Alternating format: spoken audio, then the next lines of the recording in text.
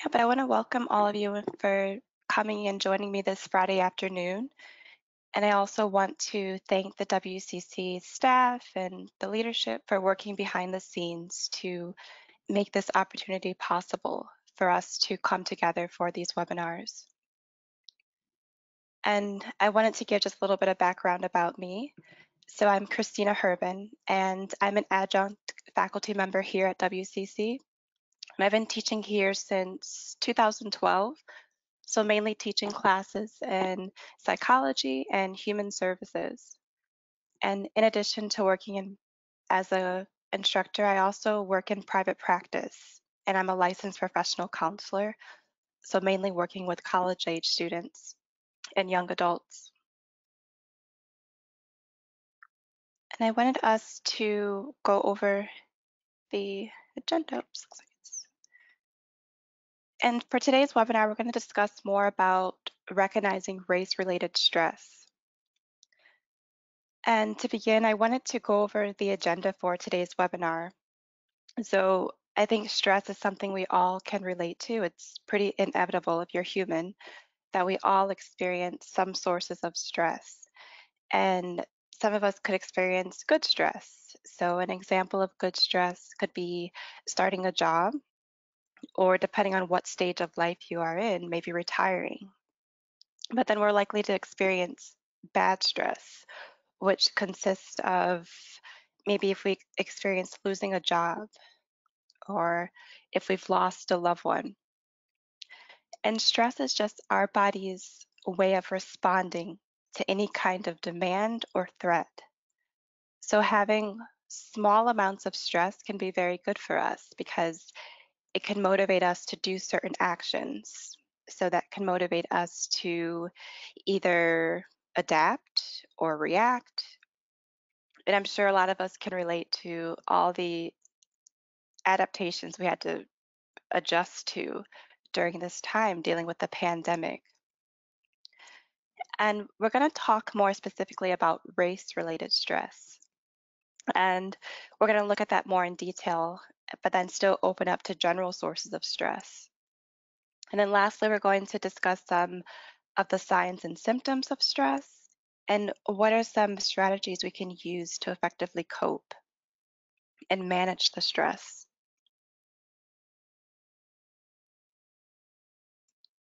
And as always, I like to just go over some ground rules. So it's very important for us to develop a sense of safety when just having conversations on race or race-related stress. So certain individuals, they may carry painful experiences related to their racial identity, or it just may lead to just uncomfortable feelings that may come up or a reminder of past distress that we could have experienced. So it's crucial for us to just be mindful of that and know that it's it's okay to reach out and seek out and get support and to talk to others, either talking to a friend or talking to a mental health professional to allow for space to process anything that comes up from today's conversation or just as you become more aware of race-related stress. So it's a topic that shouldn't be taken lightly given all the associations to major health consequences or health challenges. And then next, it's important for us to have a sense of responsibility. So have a sense of responsibility to your own learning and your interactions here today.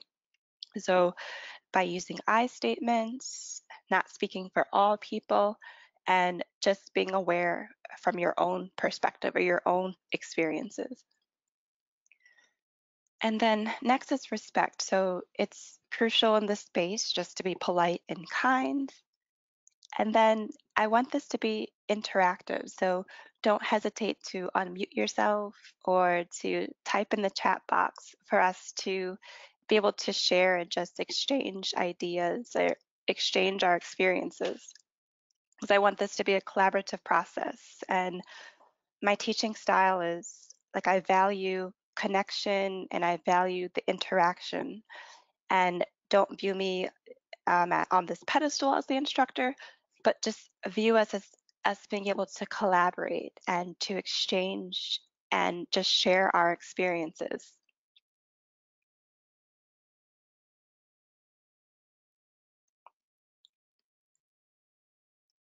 So, we're going to spend some time just defining stress. Like I mentioned, it's something that we're all familiar with being human. And many of us can agree on the state or the feeling of stress. But this term is defined in a lot of different ways depending on your particular discipline. So I provided more definitions from a psychological lens. So I looked at definitions for my intro psych course, for example. So stress is defined as a process whereby an individual perceives and responds to events that they appraise as overwhelming or threatening to their well being. And when we think about just all the different sources of stress that consume us being human, like there's so many experiences that we can call to that could lead to us experiencing stress. But the one thing we know is that it can lead to this automatic physical reaction. So we think about our adrenal glands that release the stress hormone known as cortisol. And in response to the stressor, or the stress, our body gets prepared to either deal with the problem head on or to escape. And this is better known as that fight or flight response, where our sympathetic nervous system is activated, which leads to our heart rates increasing to help pump more blood to our extremities to get us ready to run or to fight. Or we have changes in our breathing, like our breathing quickens, our muscles tighten, our blood pressure rises. So, all these physiological changes are occurring as we experience a stress or as we experience a stressor. So, a little bit of cortisol or a little bit of stress can be good for us because it can really help to motivate us. So, think of if you're a student, if you have a big exam coming up, knowing you're a little stressed could motivate you to study, to get prepared to tackle that demand. But too much stress or too much cortisol can be very bad for our overall health, and especially if we are experiencing chronic stress. And then looking at it from the emotional state. So we recognize that as we deal with a stressor or when we're stressed, we're also likely to experience a variety of emotions such as anxiety, fear, anger, sadness, or frustration. So, those are some of the experiences we could have from the emotional side of the stressor. And the next is just stress really disrupts or disturbs this natural balance that we have. So, our body strives to maintain a homeostasis. So, for instance, when we get too hot, our body knows to sweat. Or if we're too cold, we begin to shiver. So, our body's constantly trying to create this balance for us. And stress can really disrupt that our body's ability to keep that homeostasis or it gets in the way of us functioning at our optimal level. And think of even something we all need, like sleep.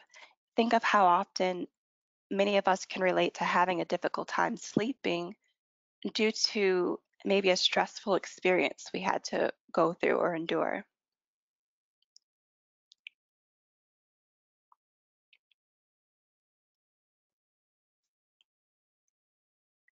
And now we're going to take a closer look at stressors. So, what are these things that can lead to the stress that we experience in our life?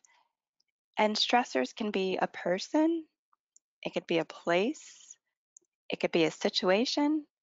So, these are all the possible things that could cause stress for us. but it could also occur from a day-to-day occurrences, such as like a daily hassle or any changes that we have to go through. And all these things will lead to us experiencing different levels of demands that we have to adapt and adjust to. And some examples could be like us having to make any type of major decision. Like even if it's for a good change, it's still stressful. Or if we have to deal with a difficult coworker or if we're dealing with a family member, all these things can cause stress for us, which is known as a stressor. And the last thing to be aware of is it's important to recognize based off our perception. So, our perceived experiences, that emphasizes the importance of how we're going to appraise this particular stressor. So, take for instance, traffic. Like, I think that could be one common example of a daily hassle or a stressor that people go through.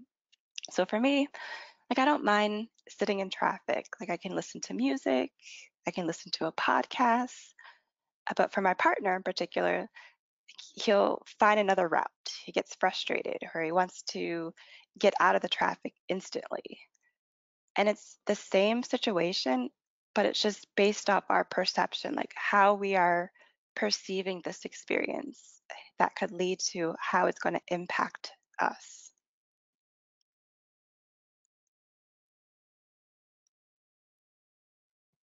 But I want to open it up to the larger group. And again, you're more than welcome to unmute yourself or to type in the chat box. But I just want us to come up with some examples of stressors that we go through as humans. And these could just be general stressors. And again, stressors can vary from being quite intense to just a daily hassle. So I'll open it up. So I'll give you just a few minutes to reflect and think about that.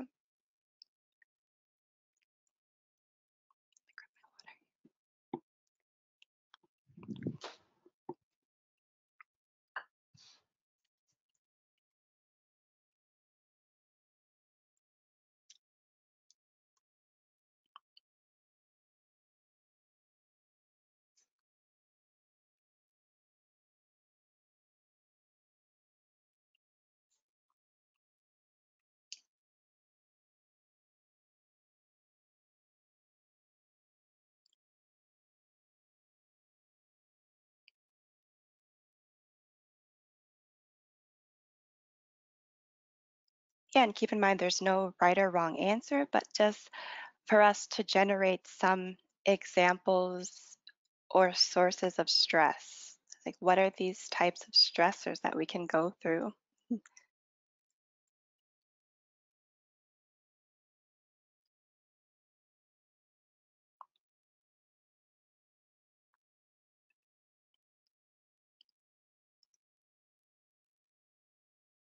Yeah, but I'm seeing in the chat box like an example of just living with a roommate and noticing them not keeping their room clean, dealing with family issues. Finances seems to be a big one, employment, health concerns, yes, with the pandemic, so with COVID.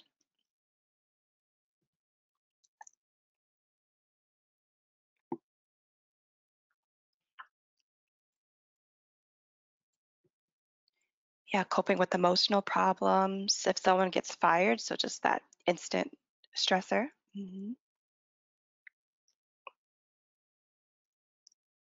Like moving to a new home, someone dying, mhm, like not having enough Grocery time, shopping, grocery shopping,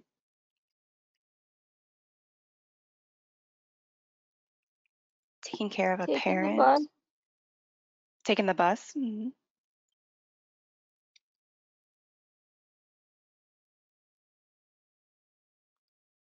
and caring for family members.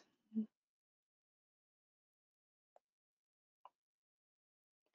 No, but thank you. all for just sharing some examples of stressors that we go through.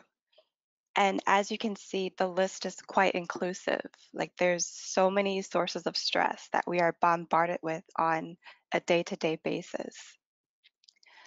And as you may notice that with some of these stressors, for instance, if you were to lose your job, this is an example of something we can maybe seek out of how to cope with and solve.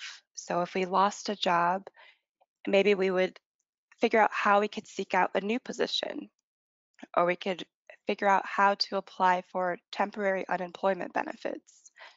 And those would help us cope with the stressor at hand. But when it comes to race-related stress, a person cannot just change their skin color. And this helps explain why experiencing racism is classified as a stressor or actually a chronic stressor.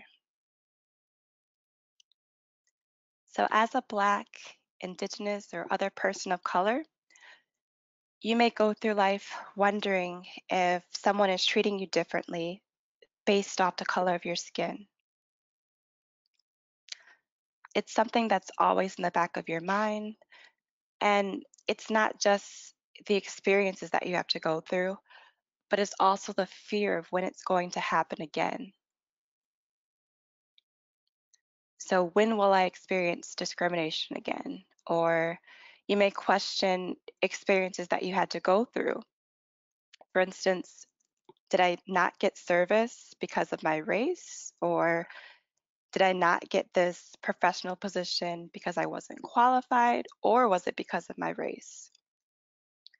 So, these are all examples of more chronic or prolonged experiences of someone mistreating you or being denied service due solely on your racial or ethnic background. So, again, racism is a chronic stressor, which is tied to a lot of major health consequences. And there's no age limit, no income level, no degree level of attainment through education, or no professional role that would lead you to have some sense of immunity from racism.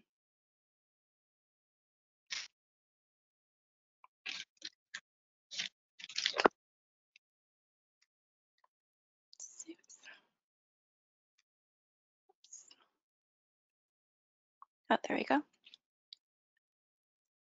And we're going to define what race-related stress, what that means. So race-related stress can be described as the psychological or emotional distress that an individual or group of people experience as a result of being a part of or being a target of racism. And I like to use the definition of racism as a system of advantage and disadvantage based on race.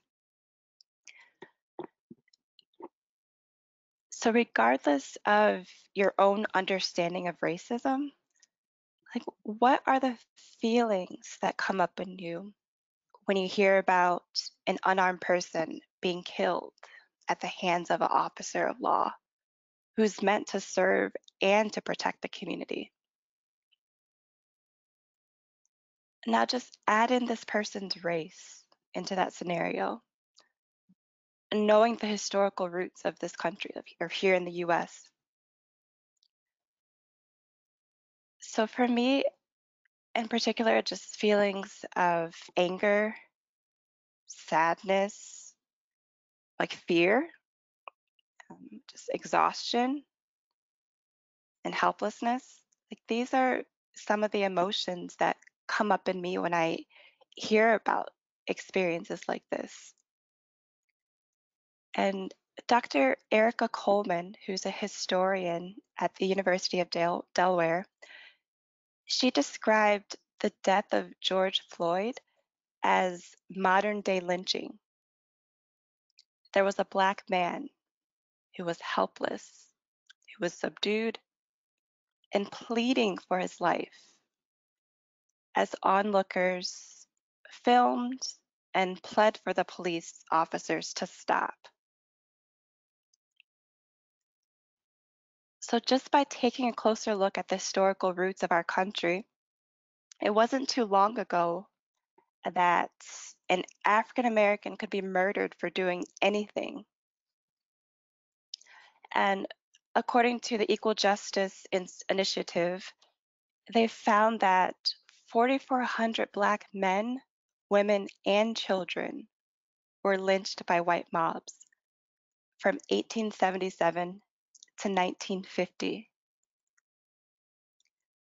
And Black people were shot, skinned, burned alive, beaten to death, and hanged within sights of these institutions for justice or right on the lawns of courthouses.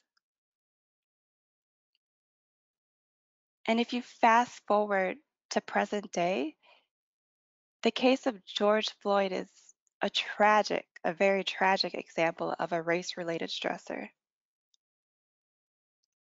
And African Americans, like, they're fearful for the safety of their loved ones. So, because we know we live in a society where racial bias and police brutality exists. So even for me, like raising a young Black boy, I think about like what his future will look like in this world. And it brings up just a whole slew of other emotions of just sadness, just exhaustion. And it's hard just to see a life devalued so greatly just based off the color of your skin. And to some commentators, they feel it's more important to discuss Floyd's criminal past than really discuss the fact that he moved to a new state to change his life, or he was working on taking the steps to better himself. The commentators are more likely to focus on that aspect of it over the fact that he was an unarmed Black man killed in police custody. So Floyd was a victim of racism. And these examples of repetitive, continuous occurrences of racism and mistreatment, it's likely to affect the lives of African Americans or other humans, and it just takes a toll on your health. It it truly takes a hold on an individual's health.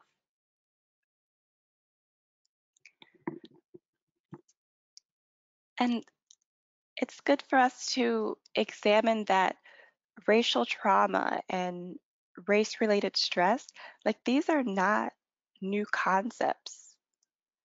Like there's been decades of research being able to examine the role of racism and discrimination and how it affects your mental health and just your overall well being to function. So, race related stress and a more severe form called racial trauma, it may result from racial harassment, witnessing racial violence, or experiencing institutional racism. So, racism and discrimination are very toxic to people's health. Dr. April Times, she's a clinical neuropsychologist at USC in California. She believes that it should be treated as a health risk factor, just like we treat something like smoking. Her research found that when you experience, her research found that there's a particular gene that gets activated related to inflammation. And when you experience racism, the chronic inflammation, it ages your body and it causes organ damage. And when this gene is activated, it decreases the activity of other genes that are meant to fight off infection and fight off disease. So racism, it's toxic to the health it's damaging to our body's natural defenses meant to fight off infection or disease.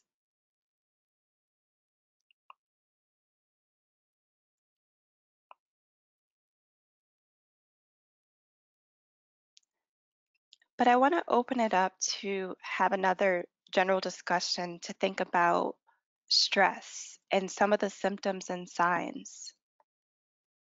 So take a moment to reflect and think about like how do we know we are stressed? Like what are some of those signs and symptoms that you're aware of to know that you're stressed? And don't hesitate to unmute yourself or to type in the chat box.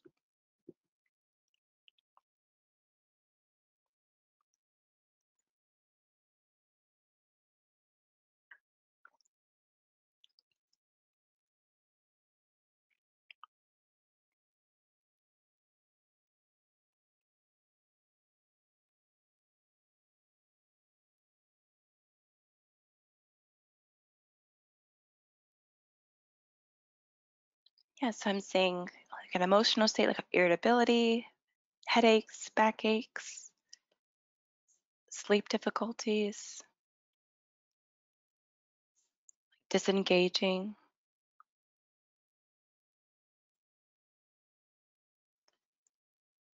having a tough time focusing,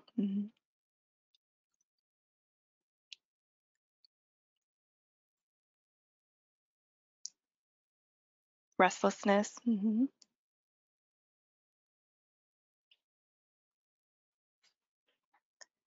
Yeah, so a lot of you are identifying just all these different effects that could happen that let us know that we are stressed.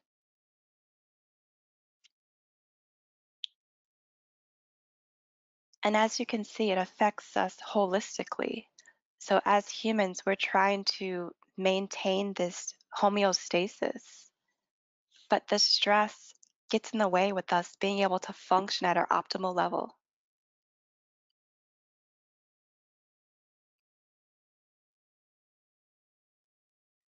No, I appreciate each of you sharing just some examples of some of the symptoms we experience when we're stressed. And some other responses that can occur when we're stressed include just moodiness, the irritability like someone mentioned, having a short temper, being agitated, having a tough time, or just feeling overwhelmed, feeling unhappy or depressed. Like those are common emotional reactions when we experience stress. Physically, though, so a lot of you identified some of those physical symptoms that come up in us. So we're likely to have headaches, the chest pain, a rapid heartbeat, can be dizzy, the body aches, like we get colds more often or we get sick more often, or we experience GI issues. So some of these are the physical manifestations of the stress.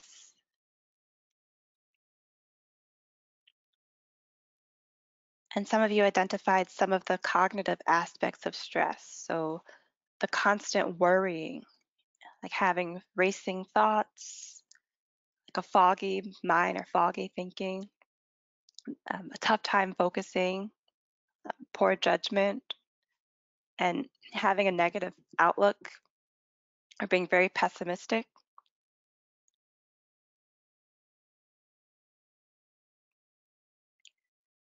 And then behaviors. Think of how some of the behavioral changes that can occur when we're stressed. A lot of you mentioned shifts in our appetite. We may not eat enough or we may eat more. We may just disengage or check out. We may procrastinate.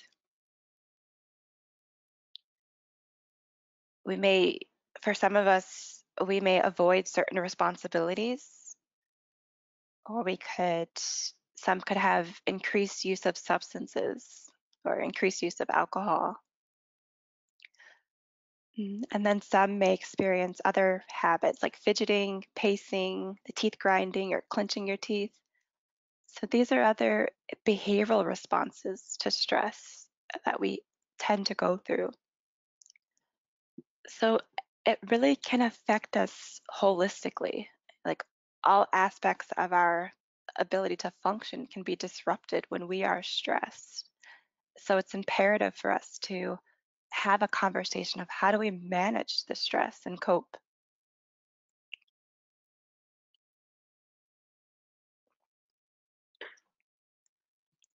So I want to share one study so that when people of color experience racism more frequently, their symptoms tend to intensify. So a lot of you identified some common reactions you go through when you experience stress. Now imagine just the experiences you have when you're dealing with a chronic stressor.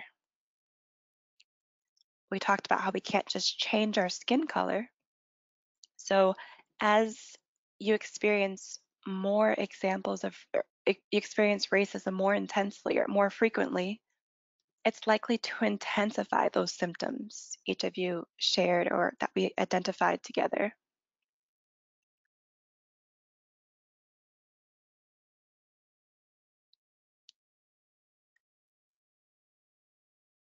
And that's why race related stress is known as a chronic stressor. And it has serious effects on us, both psychologically and physically. So it's likely to increase the prevalence of a person experiencing an anxiety disorder, experiencing hypertension, sleep disturbances, or cardiovascular disease. So a person has a higher risk of having high blood pressure, a stroke, and heart attacks.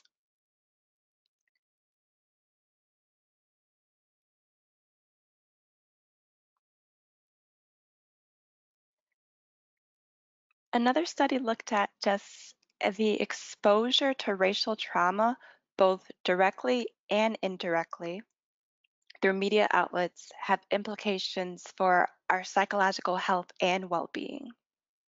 So, the more exposure to these viral videos of police brutality or killings of unarmed Black individuals, this is associated with higher levels of PTSD symptoms and depressive symptoms. And this racial trauma may result in issues with self esteem, self confidence, and self worth, especially for adolescents, the study looked at. So, for younger people. And I know for me, from a personal standpoint, like it's very difficult for me to watch or see these viral videos where like I just choose not to. Like I recognize that it's it's painful. It's just re-traumatizing to watch it and to see these images over and over again of police brutality and deaths resulting from them.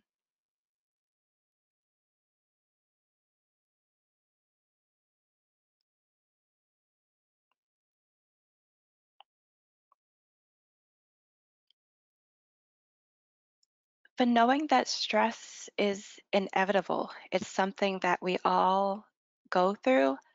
And for us, we experience it stress at different intensity levels.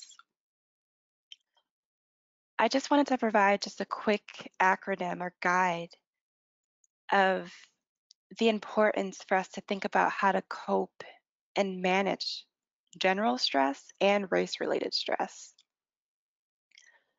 So it's crucial for us to recognize that we can develop our own unique coping plans or strategies.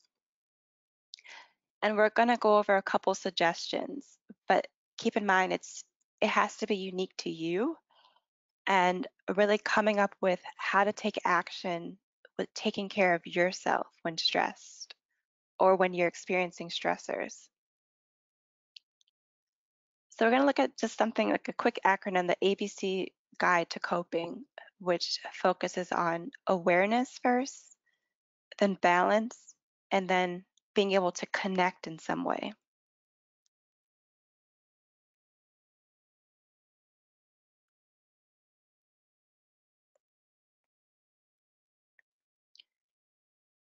So for the A, It's important for us to know that everyone will respond or deal with stress differently, especially for people who experience chronic stress. Our responses may vary depending on our developmental age. So, seeing a toddler stressed versus seeing an adult or seeing a teenager, like there's different responses that we're likely to see. So, in reality, there's no one cookie cutter or one size fit all approach with managing stress because reactions may vary. So, as each of you came up with some examples of how you know you're stressed, it can be unique to you as an individual.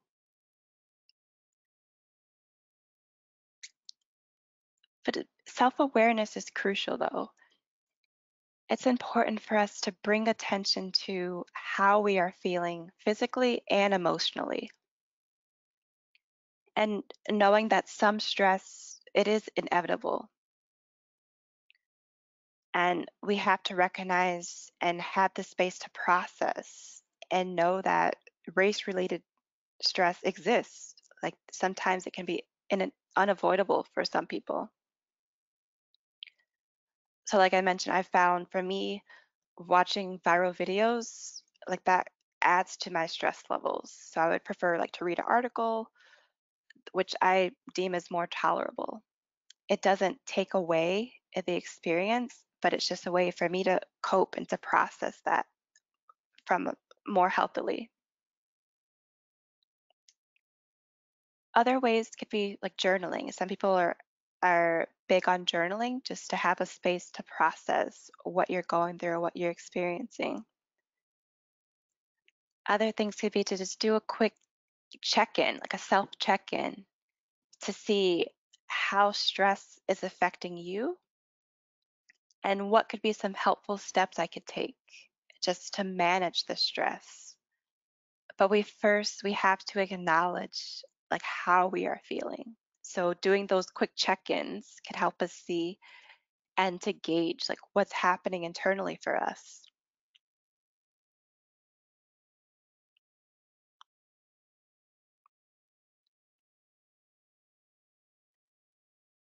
So next is balance. So I'm a big advocate on just promoting self-care. And one of the things I like to teach is that as our stress levels increase, like we have to ramp up or rally up just as many coping resources to level it out and to deal with that stressor at hand. So self care helps us survive and it ensures that we are taking care of our body holistically. And we talked about how just stress can affect your body's natural homeostasis. So we should seek out these activities that are healthy for us or help bring us back to our balanced state. And this is unique to who you are as a person. So it's good to seek out those activities that bring you joy. So some may pursue activities through creative means. So through painting, drawing, sewing, singing, or dancing. But all these are meant as ways to process the emotions and the experiences that you had to endure. Other activities that could allow you to release this pent up stress or these pent up feelings, such as going out in nature, going for a walk, or just exercising. Like those are great strategies just to help us cope. And I want to just open it up because I know that self care is unique to who you are as a person. So, does anyone feel comfortable sharing what are some things that you've found as ways to help you cope? And you can type it or you can unmute yourself and share an example if you'd like. Well, I took a self-compassion meditation class, Mhm. uh, and so I've been like Insight Timer app. I've been Mhm. trying to either listen to music or even when I'm super anxious, just trying to do like a 2-minute gratefulness app for Mhm. meditation, stuff like that, and walking. Yeah.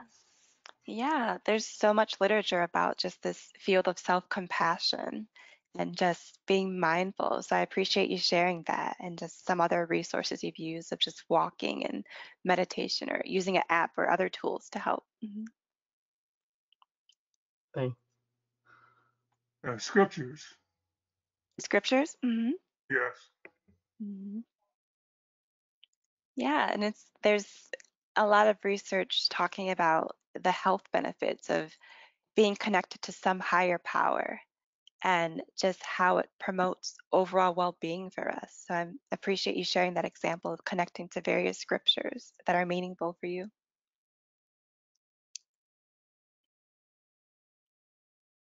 Uh, Exercise is huge, and I'm Exercise, yeah. yeah, and it's good when when the outdoor weather is good. But when it was crappy out and I wasn't exercising, it had this huge negative effect on me. So I have to really be proactive with planning and setting up the house for indoor exercising with YouTube videos and stuff before the weather gets bad again. Yeah, and there's so much literature just supporting the benefit of exercising. So when we exercise, we release those feel-good chemicals in our body that could put us in a better mood. So I'm sure some of us maybe can relate to if we're like really stressed or anxious about something, just going for a walk or going for a run if you can, or just being outside could help provide that mental clarity or just that peace we need to get through that stressor. hmm So I see a lot of like going out and getting fresh air, going for walks, being in nature. Like all these are great strategies to promote balance for us and to help us cope because we can't always avoid the stressor. Like we are literally in a pandemic. It's something that's unavoidable. Like it's in our face every day. But we have to figure out ways to cope with it. Or when you think about race-related stress, like we cannot just change the color of our skin, but we recognize we live in a society where there's racism. That's a real experience that people have to go through and cope with.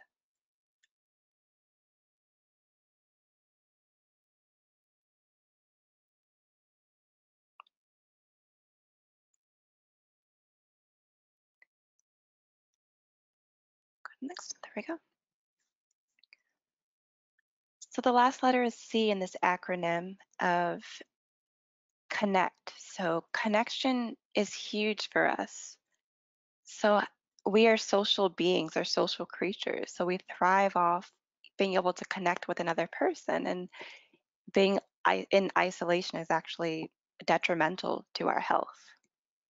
So there's a variety of ways for us to connect, but there's a lot of research pointing to how social support can minimize the effects of stress.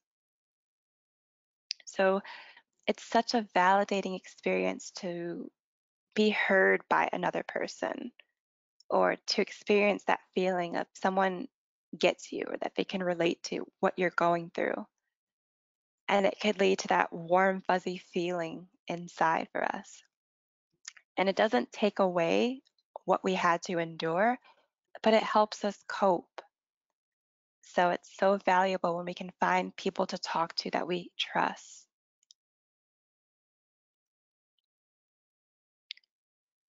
And know that it's good for us to seek out a support system.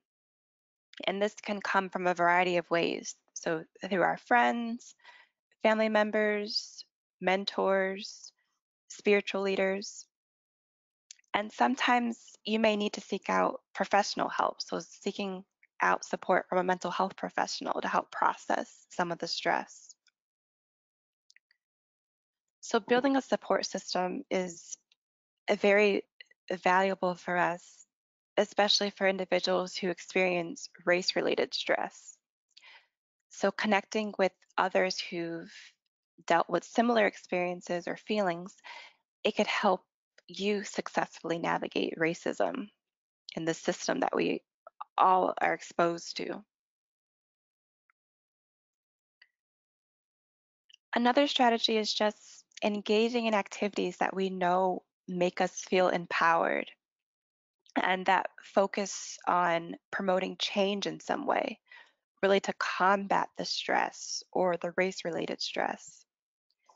So there's value in us being able to connect with family members just across generations or connecting with friends, connecting with your larger community, your neighborhood, your spiritual communities, just to share wisdom or just to foster this collective strength. And that can be another way to combat all the feelings associated with race related stress. Another way is just, it could be through channeling these feelings through a larger cause.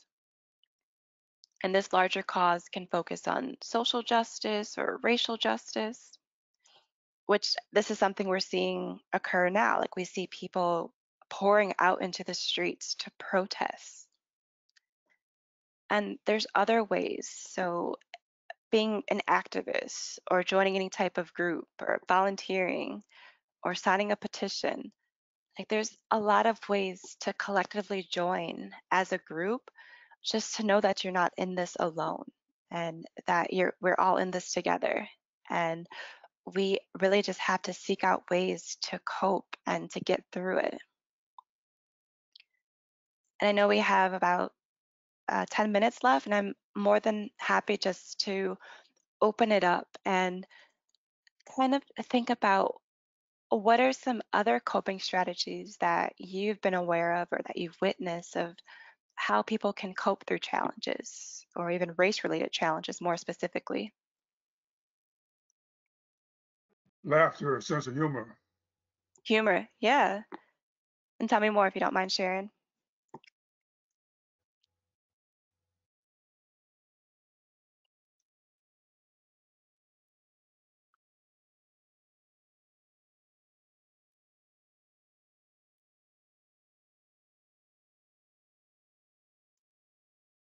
Yep.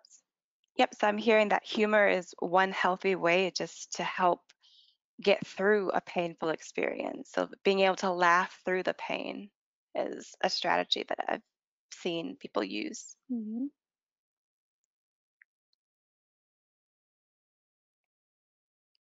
what are some other coping strategies that you've found could be helpful? I have something to say, if you Yes. can get it. The thing is that a lot of times people are so upset about being on either, well, especially on the receiving end of racism because they really don't know the history of how we got here. It's a system that has been set up from the beginning, and if we learn that and learn the facts of it, it gives us more control of ourselves because we understand that we are fighting against a system that Mhm. was set up that way. This Yeah. country was set up based on racism, and we need to go back and look at history because we're not taught it in school. And Hmm. this whole country, the whole economy of this country, was set up on slavery. And Yeah. so when you know that and you see where you are now, you see that there's been steps that have been taken over the years, and we are progressing. We're actually stronger than what we believe because if we had not been, we would have been wiped out a long time ago. And when Yeah. you understand that and you feel like you're in a war, but you are winning, you have Mhm. some feats in battle, but the war is being won. So that's what I have to say. No, and I appreciate you just sharing that context of it, like, and being aware of the progression, but also recognizing on the foundation that this country was built on and that it's larger than just one individual, like it's the system. Hmm.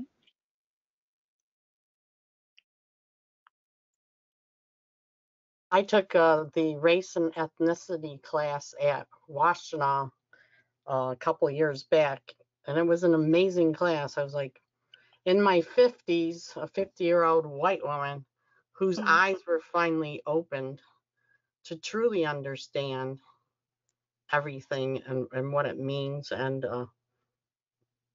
I just thought, oh, geez, I've been living under a rock, that and fully understanding the white privilege and how you're just raised in it. And being a nurse at U of M and realizing, for instance, even the color of Band-Aids. University of Michigan is supposed to be non-discriminatory, yet what was in the supply closets of the unit I worked on? Caucasian colored Band-Aids, and that's the only color. And that was just like eye-opening. And I wish that that true history wasn't like blocked out of the K through 12, especially high school. I mean, my hopes, especially with everything going on, is that a race and ethnicity class like Washtenaw has would be part of every high schooler's, you know, alongside getting gym, they should definitely be getting a class just like this. Yeah, and you're referencing SOCH 205 here at WCC, but you're describing just this awareness and just this awareness that you have of recognizing your role in all this and knowing how crucial it is for us to examine our own identity. So I think there's so much power in that, and through education is what I'm hearing though too is the way to start. Mhm. Yeah, especially when I'm like trying to argue, people are kind of set them straight on the whole thing about, well, all lives matter. And it's like, no, you don't get it, Mhm. and trying to explain to them why it specifically is Black Lives Matter. Absolutely. Hmm. And I'm hearing just in the comment section some other examples of just being able to volunteer or supporting Black-owned businesses, donating to bailout funds, watching a podcast just to be more aware of history.